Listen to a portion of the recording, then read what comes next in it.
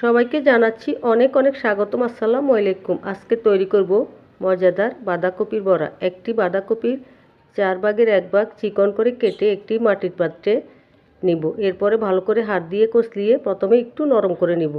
বাঁধাকপিগুলি একটি সাইডে রেখে পেঁয়াজ কুচি, জিরা, ধনিয়া, মরিচ গুঁড়া, লবণ, কাঁচামরিচ, ধনেপাতা দিয়ে ভালো করে মিক্স করে 4 টুকরো সিদ্ধ আলু দিয়ে আবারও মিক্স করে একটি ডিম দিয়ে এরপর সব কিছু ভালো করে আবারও হাত দিয়ে মিক্স করে নিব।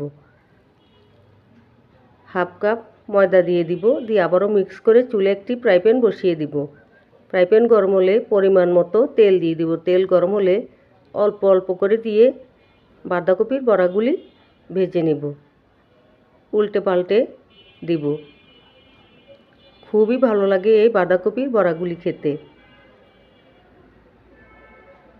লাল লাল করে ভেজে নেব।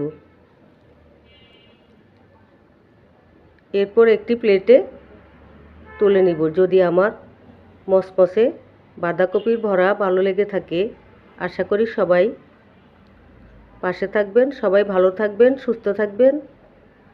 আল্লাহ হাফেজ।